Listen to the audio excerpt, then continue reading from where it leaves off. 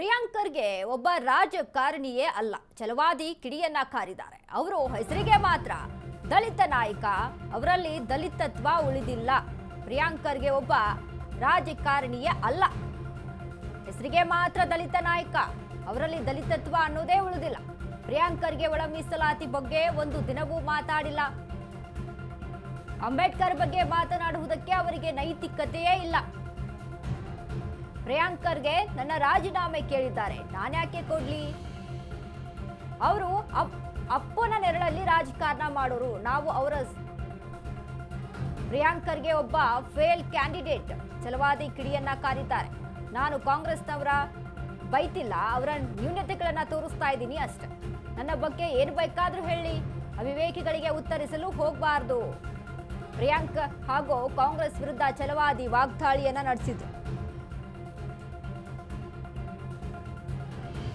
ಪ್ರಿಯಾಂಕರ್ಗೆ ವಿರುದ್ಧ ಛಲವಾದಿ ನಾರಾಯಣಸ್ವಾಮಿ ಕಿಡಿಯನ್ನ ಕಾರಿದ್ದಾರೆ.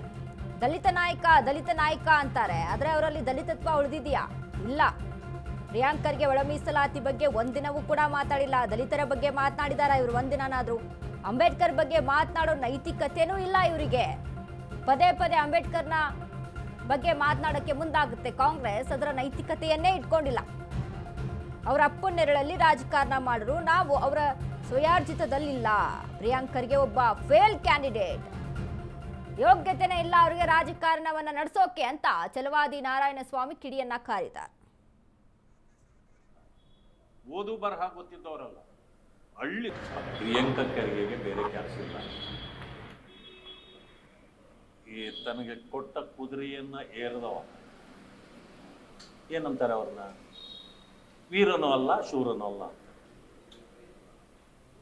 ಅವರು ಕೇವಲ ಒಂದು ಮಂತ್ರಿ ಅನ್ನೋದು ಒಂದು ಗೌರವ ಬಿಟ್ರೆ ಇನ್ನೇನಿದೆ ಸಮಾಜದಲ್ಲಿ ಅವರಿಗೆ? ಹೋಗ್ಲಿ, ದಲಿತರ ಪರವಾಗಿ ಎಲ್ಲಾದ್ರೂ ಓಡಾಡಿದಾರ? ದಲಿತತ್ವ ಏನಾದ್ರೂ ಇದೆಯಾ ಅವರಲ್ಲಿ?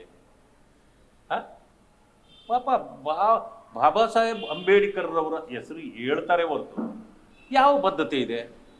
ದಲಿತತ್ವ ಅವರ ಕುಟುಂಬದಲ್ಲಿ ದಲಿತತ್ವ ಇದೆಯಾ ಕೇಳಿ ಮೊದಲು.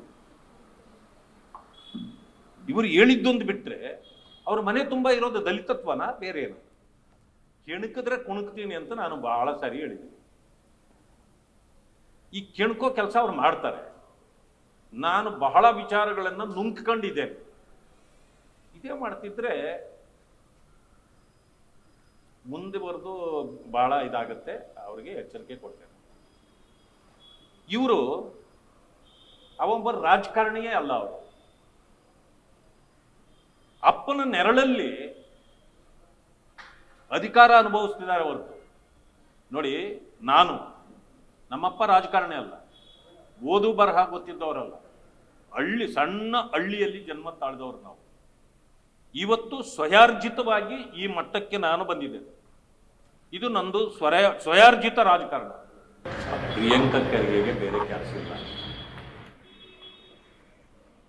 ತನಗೆ ಪ್ರಿಯಾಂಕರ್ಗೆ ದಲಿತ ನಾಯಕ, ದಲಿತತ್ವ ಅನ್ನೋದಿದೆ ಅಂತ ಎಲ್ಲರೂ ಮಾತಾಡ್ತಾರೆ. ಆದರೆ ಇವರು ನಾಮಕಾವಸ್ಥೆಗಷ್ಟೇ ಒಬ್ಬ ಮಂತ್ರಿ ಆಗಿದ್ದಾರೆ ಹೊರತು ಇವರಿಗೆ ಯಾವುದೇ ಥರದಂಥ ದಲಿತತ್ವ ಅನ್ನೋದು ಇವರಲ್ಲಿ ಉಳಿದಿಲ್ಲ.